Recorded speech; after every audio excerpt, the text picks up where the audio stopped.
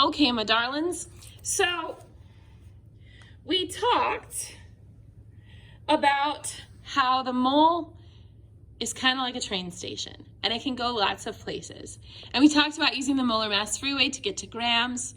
We talked about using the interstate of Avogadro's number to get to the particle playground where we have atoms, molecules, and formula units. But there is one thing that is really important that we can do with the mole that is super, super useful. So you'll notice here in my little mole town map that we have two cities. We have the starting out city and we have end of the road town, okay?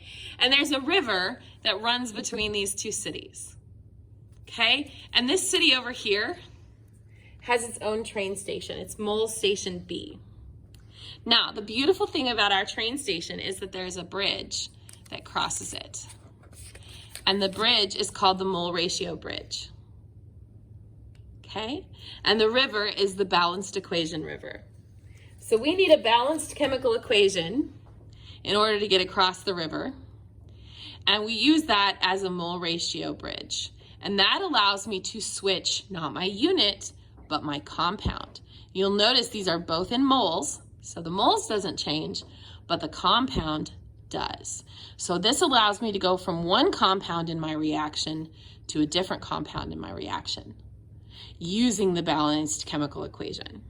Okay, now the cool thing is once I cross this bridge and I get to the other mole station, I can go to the same places for this compound as I could for this compound. So I can take the molar mass freeway and I can get to gram B house. So I can get to grams of the other compound. I can take the Avogadro interstate to another particle playground, but this time talking about this compound. So we are able to switch between one compound in a chemical reaction and another compound, any other chemical compound.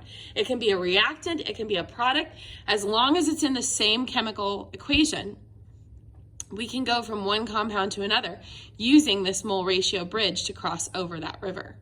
Okay, and once we're over here, I can then use this to get to grams of that compound or to particles of that compound.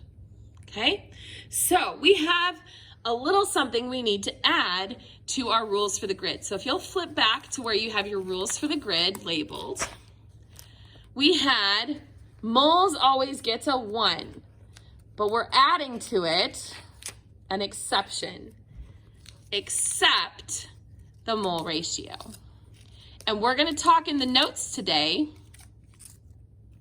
about what we do with the mole ratio. If moles doesn't get a 1 in the mole ratio, what do we use instead? So that's going to be in our notes for today.